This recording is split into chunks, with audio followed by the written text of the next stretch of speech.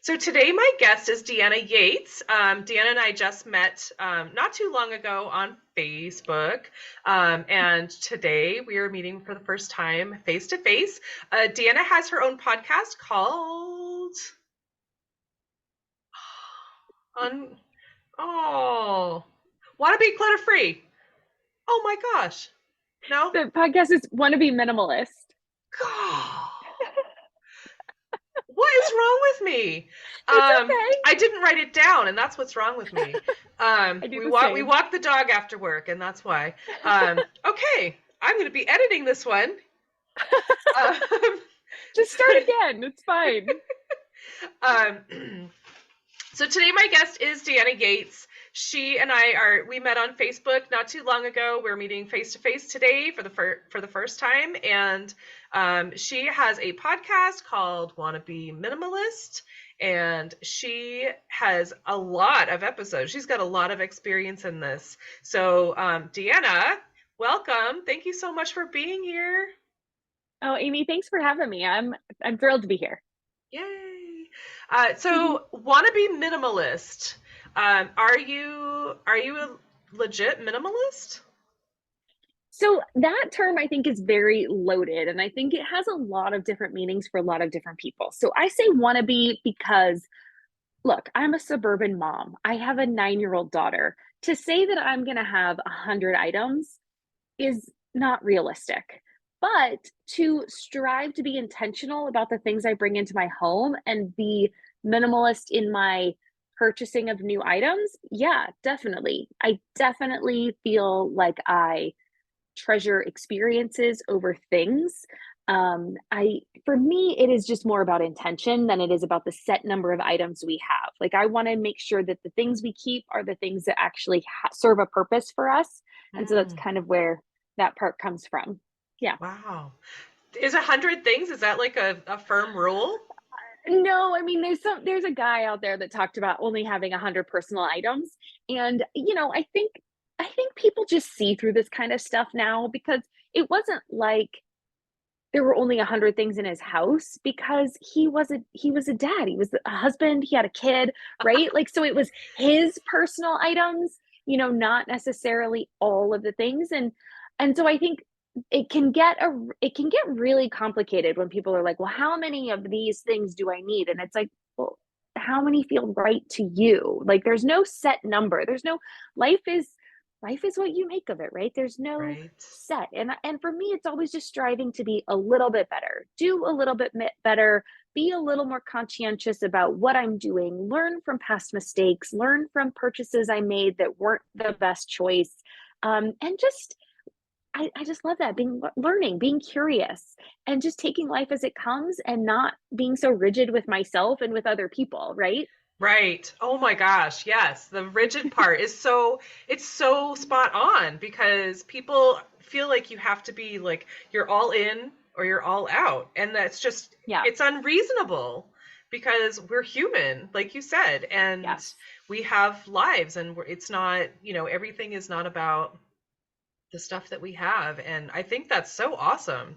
And I just love the way that you think about that because it's true. I mean, it's so true. It's not necessarily having as little as possible, but what you have means something and is functional.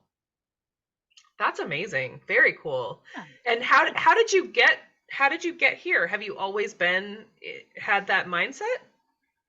Well, I think I've always been a saver. I think I've always been somebody that has saved my money, even from when I was a little kid. There's the story of kind of one of my biggest purchases that I ever made as a kid. I was 10 years old and we didn't have any cats, and I really wanted a cat. We had a dog. I really wanted a cat. And my parents said, well, you can buy one. Now, I will say, I'm going to date myself here. This was pre rescues being a Right. thing. This is all that. Okay. So nobody give me hate for not getting a rescue cat and getting a Right. purebred. I was 10. Please be nice. Um, but I paid $250 for this cat back in 1990. So, I've always been a saver. I've always wanted the quality over the quantity. And That's what so it I costs will, to get a rescue right now, right? well, there you go. See, no, because we haven't. we don't have any pets now. She's not true. We just got a betta fish for our daughter, so she's in Oh, heaven. Like she loves it. We just got it yesterday. they're beautiful. Their fins are so They like are. flowy. They are gorgeous. They Yes. just don't like others. They just don't play Yes, well. right. Very solo. They don't play well with others. So I think that's a really good story early on in my life to show that like I was able to save and I really would be very conscientious about what I would buy. And then I think it just kind of as you get older and you grow up and you have all these different inputs coming at you and all these different marketing channels and all this different stuff. There was a time when we had a lot of stuff, right? My husband and I, we were living in Boulder. Our daughter was one. We decided we had a business, we were working from home. We said, we can do this from anywhere. We're like, why don't we do it from Europe? Why not? And so we sold 90% of what we owned. We sold our car, we sold most of our furniture. At the time, most of it was, Craigslist stuff and, whatever. So it didn't feel like this big thing. And we were only renting. So it was easy to just kind of check out and go. Right. And it was amazing. We didn't need all that stuff. We didn't need as much stuff to live with. Fast forward, we came back, we tried, the travel blogging, we thought we'd be travel bloggers, right? Well, that didn't work out. So we threw in the towel, came back, thought we would be good, moved near family in Des Moines, bought a house, started to fill it with stuff because we didn't have anything. And then of course our friends and family are so generous and they were giving us stuff because, like we said, we sold 90% of what we owned and now we're filling a 3-bedroom home. And so before long, it was cluttered and we felt just like all this stuff weighing down on us. I ended up getting a job in Chicago. We moved again, and moves are always a great way to be able to purge and let go of the stuff you don't need. We were able to be a lot more mindful of the things we brought with us, right? It was a lesson of like, okay, pause, be able to say no, think about something before you bring it into your house. And just, I think having those experiences back to back was really helpful in saying, like, okay, life is feeling overwhelming. What's something that's happening now that wasn't happening? Because it's not like traveling with a 1-year-old is stress free. Let's go ahead and like put that out there. But why am I so much more stressed now? Oh, I have all this stuff I'm trying to manage and clean and keep up with. And, you know, so it was just a really eye-opening way to be able to say, like, this is a stark contrast from this, and maybe there's a happy medium in here. Oh my gosh, Deanna. Wow. I mean, listening to your story, it does make sense that the more you move, the easier it is to be aware of what you actually need, for sure. I've been in my house for 16 years now. We're settled. Yeah, I get that. And I want so badly to work toward decluttering. But there's just so much stuff and then it's all overwhelming. So what would you, Yeah. if someone like me were to say, Deanna, how can I start? Like what would you recommend for someone who has lived in the same house for 16 years and is overwhelmed and super stressed? Like, what would you say? What would you say first? Like, Yeah. where would somebody like me, asking for a friend? Yes, for sure. Totally. Got it. Well, you have a choose your own adventure option. I'm going to give you 2 choices. Ooh. One, you get to either choose the area that is that you notice the least. Like, that's going to be the easiest for you to say, like, oh my God, I haven't looked in this box in 5 years. I clearly don't need anything in here. So I'm going to look through it just in case there's some like super treasure that I would be devastated if I didn't have. Hint, there probably isn't, but just go with the lens of like, just so I at least know what I threw out. So that's option 1. Start where there is 0 attachment, the least amount of attachment that you can think of. The other option is to start where it's going to make the biggest difference in your day. So a lot of people, if they're working out of the home, a lot of women, I know that's going to be their closet because you're in there every day and the clothes we put on help us reflect out to the world how we're feeling about ourselves.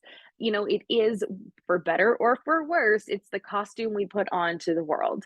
And so being able to go through your closet and instead of saying like, oh, I have nothing to wear, but you have an entire closet full of stuff, you're going to go through it and you're going to try your clothes on and you're going to say, I feel good in this outfit? Or are you going to try it on and say, I don't feel that great when I wear this?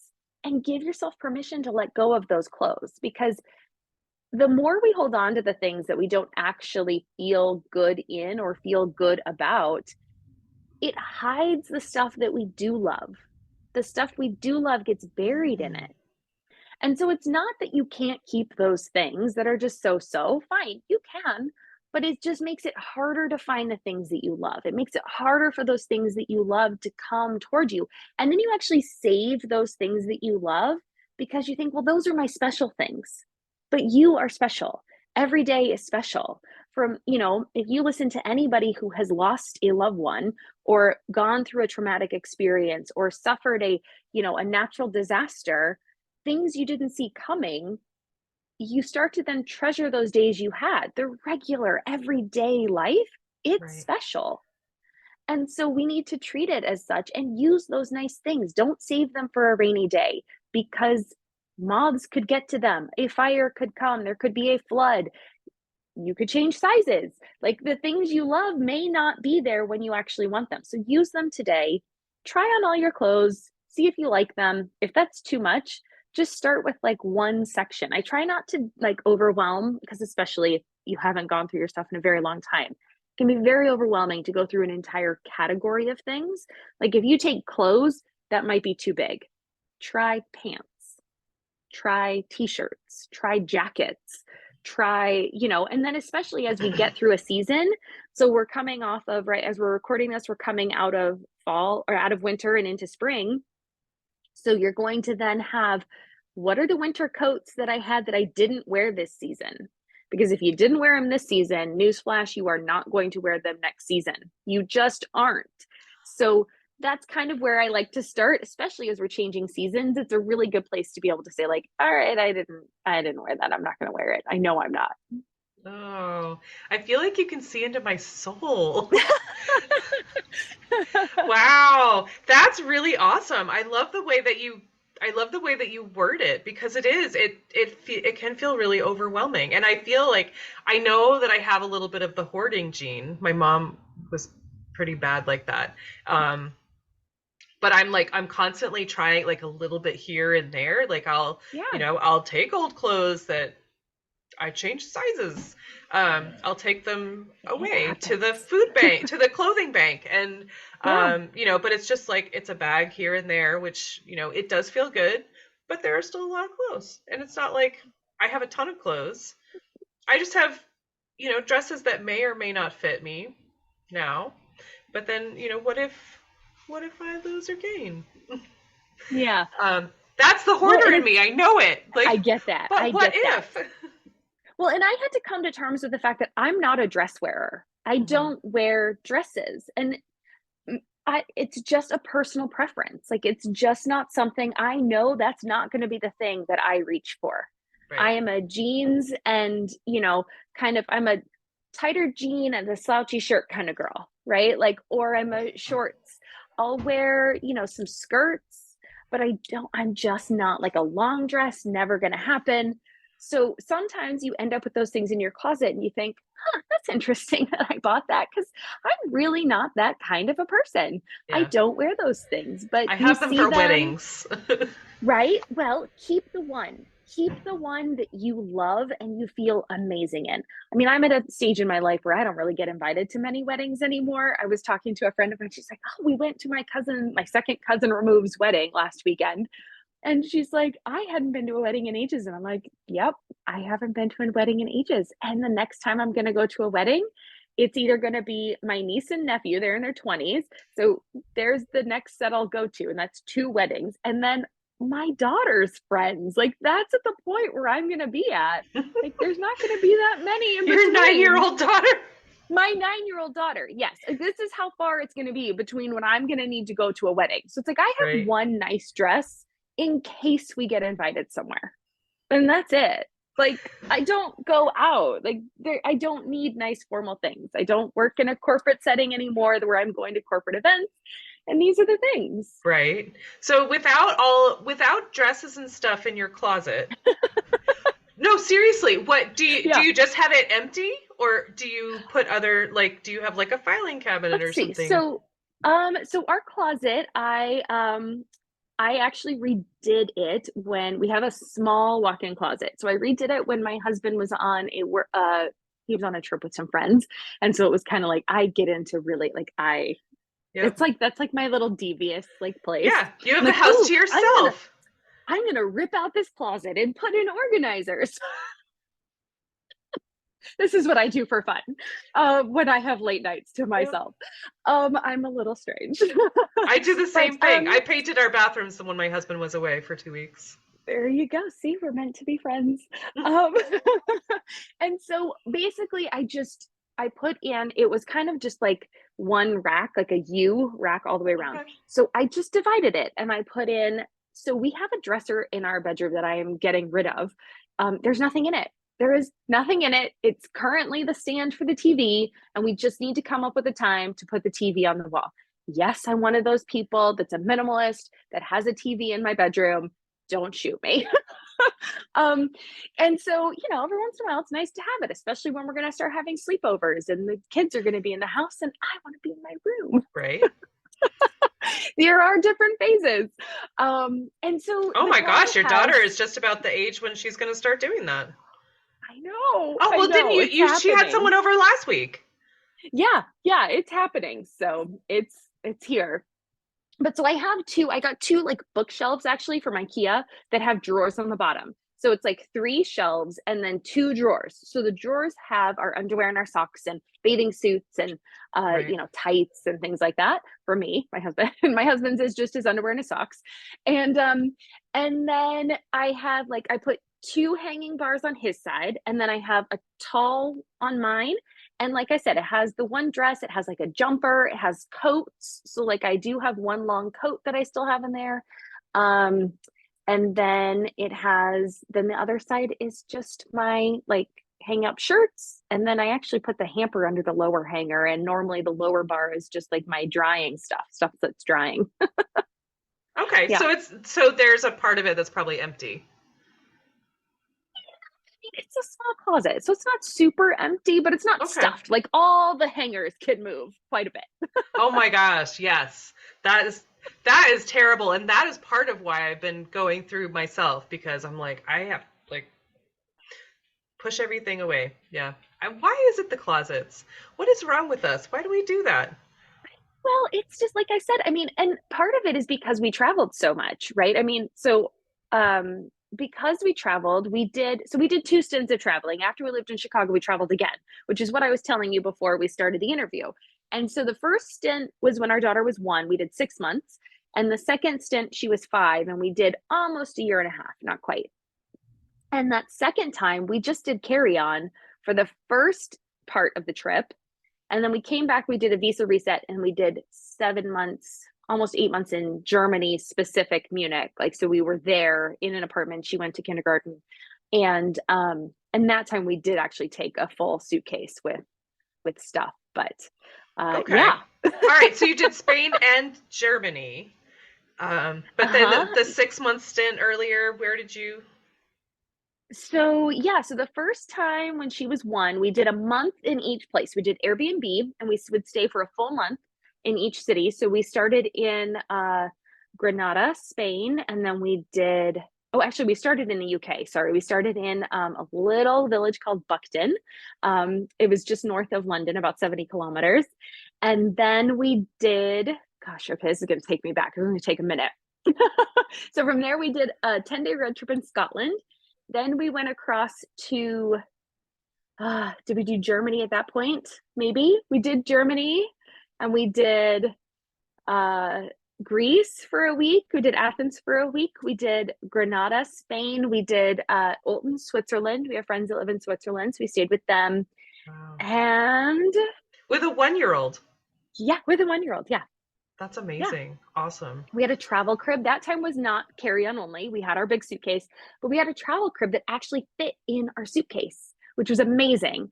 It was the Phil and Ted's Traveler, and I love it. It was just like it would pop up. Put it together. It was great. Yeah. Wow. Like a pop-up tent for a baby. Kinda. Yeah. That's We'll pop it. awesome. crib. It was great. Oh my gosh, that's so fun. I mean, the fact that you don't have Yeah. that you don't have pets and you don't have stuff, Yep. you have that freedom to just do whatever, Exactly. which is amazing. That is a good Yeah. motivator. Yeah. I was going to say now our limitations are more on school, right? We have a 9-year-old. We always said we wanted to be settled. Both my husband and I have very traditional kind of upbringings, same house our entire childhood type of a thing. And so we both had stable school environments and we wanted that for our daughter as well. So um, we we did switch schools, but we stayed in the same district after COVID. And so it's just now we're kind of like, okay, we're here, like, you know, we're not going anywhere, but we still have the flexibility without the stuff. We're going to hopefully take a trip this summer. So, Yeah. yeah. School vacations, man. Yeah, exactly. That's awesome. Very cool. Well, I'm sure I have other questions. I'm so fascinated. Like it's like, I don't know. I feel like you're speaking to my soul, and it's like, it's things that I kind of have known, but Yeah. I'm so inspired to do more just by talking to you. Like just Awesome. hearing how freeing it sounds. I want Yes. some of that. All right. Well, I will give you some other tips. I will answer some questions you're not even asking because I know Oh, you're going to have them. So one, I would also say work on your systems. Like that is a way for you to be able to get rid of your clutter without even having to do a big declutter session. Because I'm going to say no one really likes decluttering. I mean, you tell me, right? Is it a big thing you're really into? No, of course not. If you did, you wouldn't have the stuff, right? So no one really likes the decluttering part. It's hard, it's emotional, it's tough, it's draining, it's mental, it's sentimental. You just feel it's not a great feeling.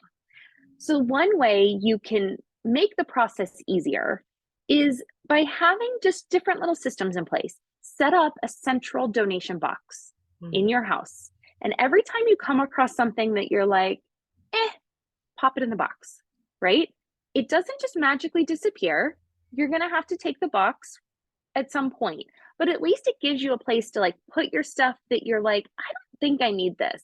And then if a week goes by and you're like, okay, it's time for me to take this box. If you haven't gone to take anything out of that box, then you can feel comfortable letting it go. Cause you're like, I put it in there. I haven't needed it. Now I can Hmm, let go of it. that's clever. Also, put one of those boxes in your closet. Every time you get dressed, if you notice you keep skipping over a shirt or a pair of pants or a thing, and you're like, I'm not wearing this because this, and you're not even going to say it out loud, but you're going to definitely have that mental conversation going Right. on. Just push right past it every time. By the third time, say, like, okay, clearly I'm not going to wear this, Message and just pop it in the received. box, right? Got it. Because that's an easy way for you to do it. So you're not going to have to sit there. Don't turn the I mean, the hanger thing is good, right? Everyone tells you turn your hangers around. And if you don't turn it back around, you haven't worn it, you're not going to turn it around, blah, blah, blah, that thing. Great. If that works for you, do it. But sometimes just that act of having to turn the hangers around, you're just not going to do it. Mm, So just if you pass over it or you put it on and you're like, nope, and you take it off yeah. immediately in the box. Don't even make that hard decision one time and it'll just start to kind of work its way out. Mm, The other thing is shop less. And this could be clothing, this could be groceries, this could be toiletries, this can be anything.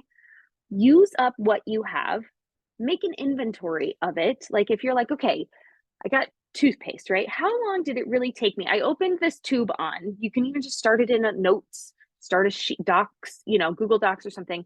You should be like, okay, I opened this toothpaste on April 1st. How long did it take me until I was done with that toothpaste? mm. Oh, shockingly, it took me 5 weeks to get through that tube of toothpaste or however long it took. I don't know. Um, and Right. then you can say Do like, I really okay, need 7 of them? I don't need more. When I go to the store, I can be confident knowing I've got 2 backups, right? I generally like to just have one in backstock because Oh, I know once I open that next one, it goes on my list. right. That way I don't have a lot of inventory to have to deal with. I just have the one. And I have the one, it gives me the peace of mind that I'm not going to have to rush out to the store to get something. I'm not going to have to cut open the toothpaste and scrape it out if I run out, which is totally fine if you want to, because again, we'll talk about sustainability. And I have this joke, I have this post I'm going to make of the two different types of people. We'll get there in a second. Anyway, with toothpaste. Remind me to come back to it. Okay.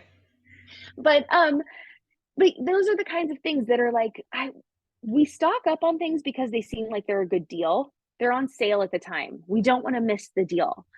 But those things come in cycles. And by the time it comes back on sale, you probably still have 5 in your closet or in your cabinet or in your cupboard.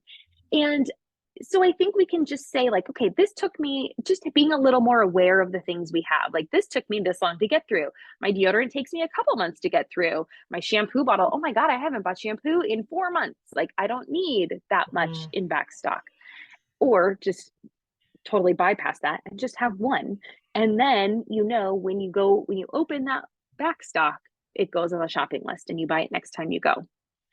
And the less times you can go to the store, the less times you have to say no to those impulse buys. Right? Yeah. Because we've all been there. I fall prey to them too. I cannot go into Costco without a shopping list. And I always let myself have 2 impulse buys at Costco. That's it. I give myself wiggle room because I know otherwise I will feel deprived. But I try to be very good about what's on my list. And then they're always going to have the samples and the kid's always going to want something that wasn't on the list, or we're going to forget one thing. And so I try to give myself wiggle room of having 2 extra things we can have in a basket that aren't on the list. So that's not even just yours. That those 2 things include everyone in the house? Oh, yeah. Yeah. Oh. Now, you might give yourself a little more wiggle room when you first start out. I've been doing this for a while, so I have a little practice. Be kind to yourself when you first start and look at it as a learning process, right? This isn't something that we have to be amazing at overnight. We didn't start off speaking. We didn't start off running. We started with baby words and crawling and walking and, so just how we do everything else, we got to learn. So, yeah. Cool. That's awesome. Now tell me, does your husband play this game? Like, I'm not game, but like I talk to my husband and say, when you take the last of something or other, just put it on the list. And it doesn't always happen. Yeah. Sometimes it's more of a, hey, I just used the last, right? So sometimes they're not going to make it to the stage where they have the list, right? And also, before I go to the store, I generally tend to walk around my house and be like, okay, check the closet, like check the bathroom.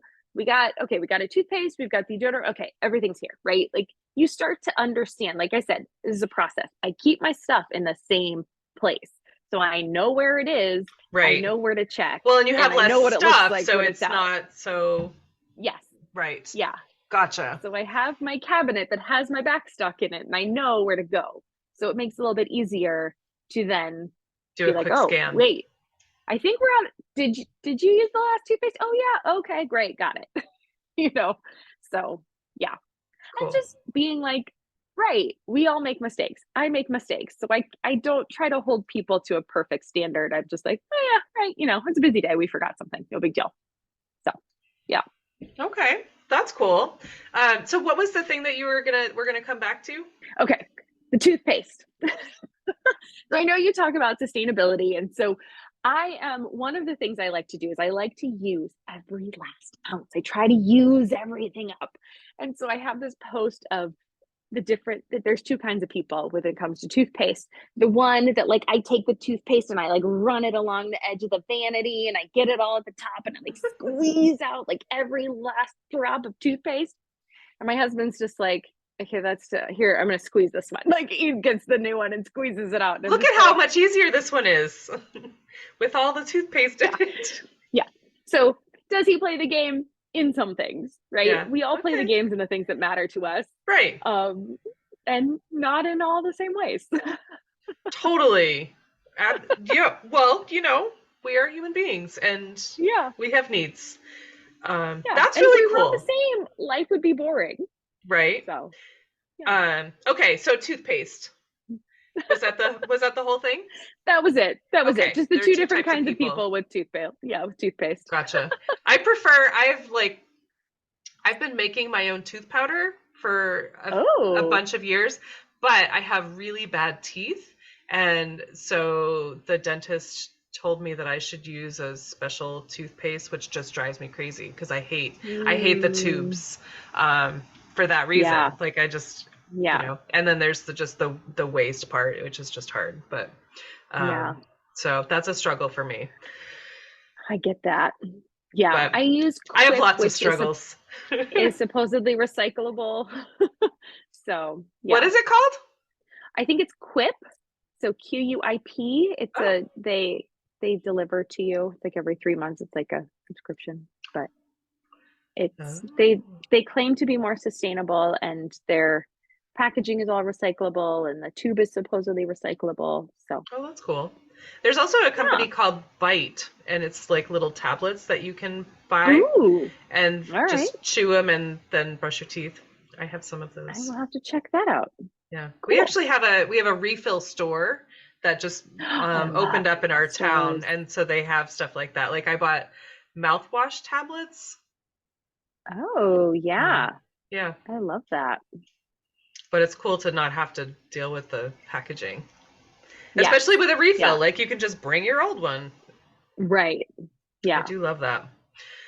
Anyway, so we've talked about decluttering. We've talked about like weeding through stuff and Hmm. methods to not contribute to clutter, etc. Um, and so the benefits I'm getting are you feel lighter, like you just feel Oh, for free, sure. Yeah. um, and you can clean easier. Yes. I have to clean less You because have, you know yeah, what's dirty. Yeah. yeah. I know. I hate dusting. I hate dusting. I used to work at a Hmm. hotel and I had to dust. And now that I have my own place, I'm just like, I don't want stuff. I don't want stuff on the walls because I really don't want to dust it. And here we are with a Yeah, I whole get bunch of that. stuff on the walls and I just don't dust it. We just have little dust bunnies hanging out, and if you make too much wind walking by, there's going to be a dust bunny on the floor.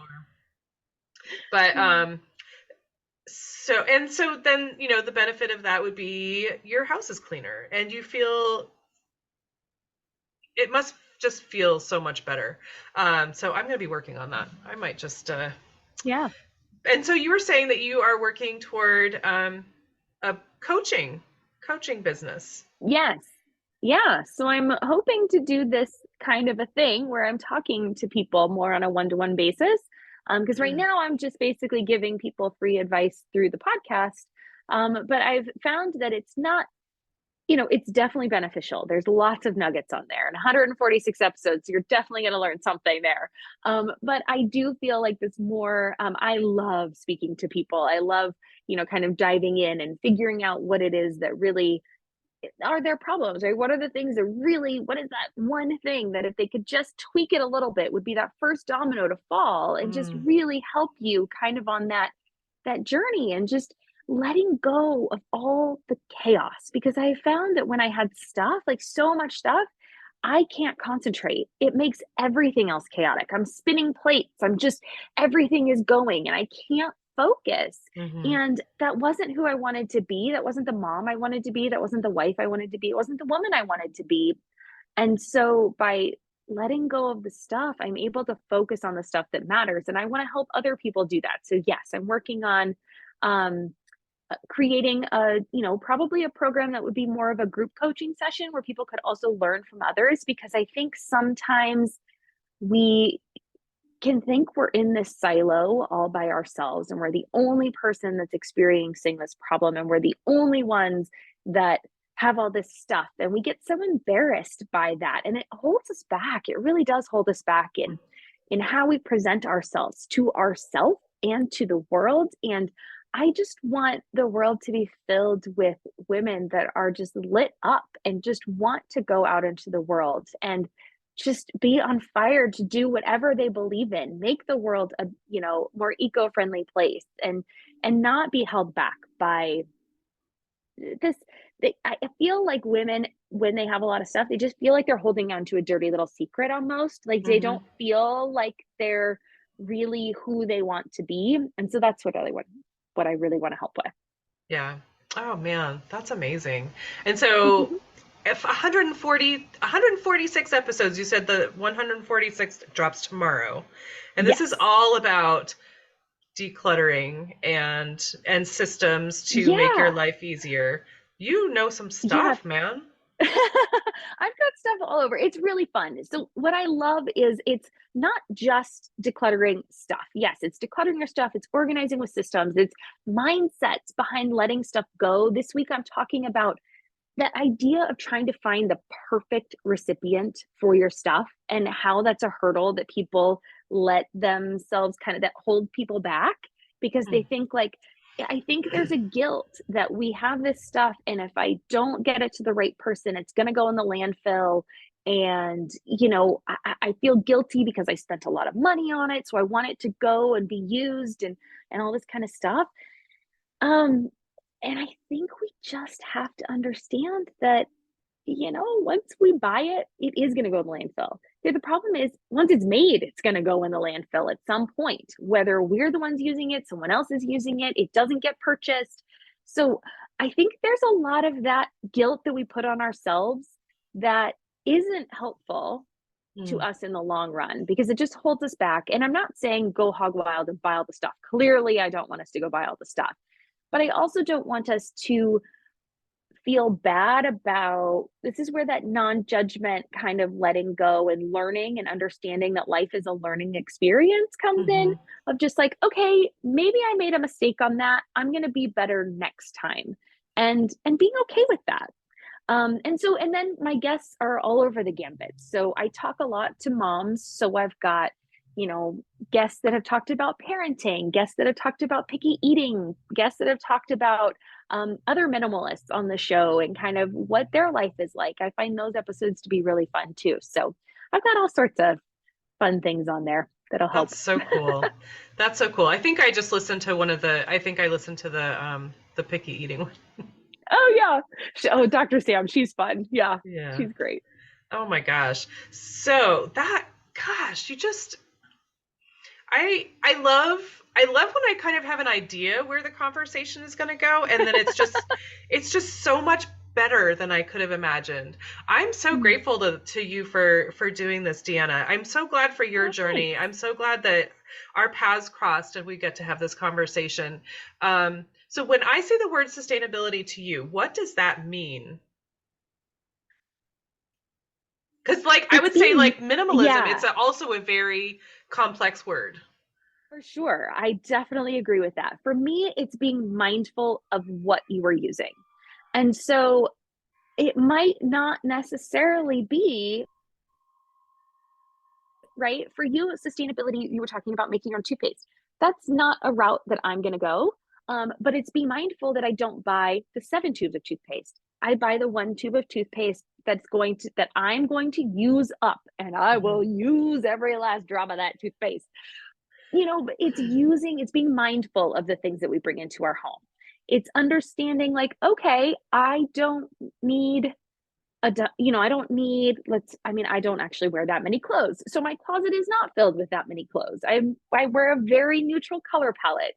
I wear Mhm. a lot of denim and a lot of black, white, and some green. And so just knowing that I don't need a lot of that stuff. I try to be cognizant of where I buy my things and who I am buying from. Because I can get down on myself all day long for needing stuff, but the thing is, we need stuff, and I can just be a little bit better about where I buy that stuff. Mm. Awesome. I love that. I mean, I just, being mindful is so important. I mean, just, it's not necessarily, I'm not going to do that or I'm going to do that, but just like, what does that actually mean? And I Mhm. think that's what I'm catching from what you're saying a lot. Like you don't have to punish yourself for, buying something extra, or if you didn't buy something and you should have, or, anything like that. It's just like, oh, well, maybe I didn't need that. And, give yourself some grace, which I think is It's brilliant. We're also hard on ourselves. We are. Women especially. Oh my gosh. Yeah. And I think, Yeah. yeah. So with sustainability, I know personally, like it feels like a lot of the time it's like an all or nothing. Like I have to be super sustainable person or Right. I'm a big jerk. But it doesn't have to be like that. And so we're learning ways um that we can ease into it, or something that's not going to be life changing. I mean, like, you know, buying less stuff or decluttering, it's not like moving mountains, but it's going to make a Right. difference. Right. Even if it's not for the whole world, it's for you making a difference. You're going to feel better going into the Yes. world, Yes, exactly. And which I is think brilliant. too that if you fight to try to be the least possible, right? Like I don't know that that is possible in today's day and age, right? Like, I mean, there are going to be the people that live with the 100 things, but did he really live with just 100 things, or was there some like Was it you didn't 100 for own him and that, so it 100 for his didn't, daughter? right? Or like, so you didn't own that, so it didn't really count? Or, we all live in houses. We don't, if we're not going to be like, Native Americans and living completely off the land and using every single iota of resource that comes out of everything we use, then there's always going to be that moment of like, well, I could have done better. Okay, sure. But I'm doing better than I did yesterday. And I'm doing better than, I mean, it's a sliding scale, right? I mean, we're all on this, like this, I don't use anything and I use everything, right? Like I'm not even, Right. I'm not going to name people because I'm not going to be mean, but like there's celebrities that have everything under the sun. I have 10 houses. I have a luxurious yacht. I use private jets. Like on the scale of things, people like you and I, we're doing better than we did yesterday and we're using a lot less resources than a lot of people. Now, could we do better? Sure. That's what we're on this journey for. That's what we're Right. working toward. And that's what we're learning every day. Right. That's why we're talking. Awesome. Oh my gosh. So I'm hoping that I'm not the only one who's totally inspired by this. So if my listeners and their friends and family, if somebody is like, I need Deanna in my life, how can people find you, follow you, stalk Yes. you? I don't know. Sure, come stalk away. So I'm on Instagram at Wannabe Clutter Free, and so you can find me on there, DM me, send me a message. I'd love to hear from you. My podcast is Wannabe Minimalist, and you can find that wherever you like to listen to podcasts. The website's Wannabe Clutter Free. I'm not hard to find, so you just Google Deanna Yates, you will find me. That's awesome. Oh my gosh. So Yeah. that's where I was confused. The Instagram Yes.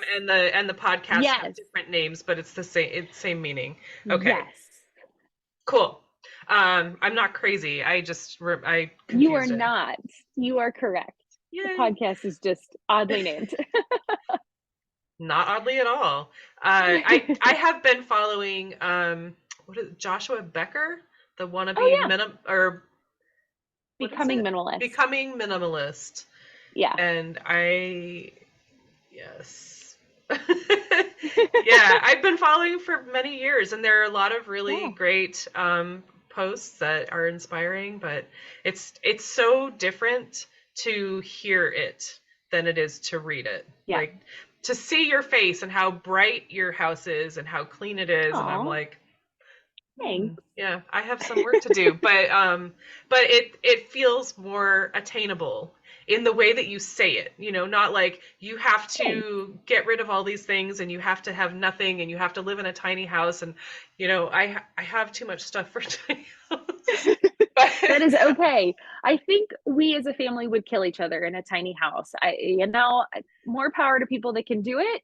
Same, I yeah. am just not in a place in my life where that is necessary. Yeah. So, But yeah. I find a lot of things are very much like that. Like you either are or you aren't. It's Yeah. like the whole black and white thing is really hard to be around if you don't fall into either of those categories. So if Right. you're not all in or all out, who are you and where are you? So I like the way that you put it. I'm just going to hang out with you because I like the Come way that hang out. you make me feel like I have a chance. Oh, we all have a chance. You definitely have a chance for sure. I mean, the stuff you do with sustainability is way further than some of the stuff I do. So, like, we all have our wheelhouses where we feel more comfortable and areas that we can go further in, that we feel more comfortable going further in. And I think we lean into those and we, like you said, give ourselves a little bit of grace on the areas where we're like, maybe that's not my strong suit. And that is totally okay. Right. But, and just, try harder next time. Try harder. Exactly. If Or it not. bothers you, try harder. Yeah. Cool. Awesome. Yeah. Thank you so much. Oh my gosh. My I'm pleasure. so grateful. So grateful. I freaking love this podcast. Just the people that I get to meet. It's just so Yeah, cool. right? I love podcasting. It is a very fun experience and I have definitely found that it is. I tried blogging before, it was not my jam. It was way too insular. I love chatting with people, so I love being able to get on shows and meet new people and have people on my show. I just think it's so much fun. Yeah, Yeah. I'm with you. Awesome. Very cool. All right. You probably have to do dinner. No worries. Sure Oh, thing. thank you so much. I really appreciate it.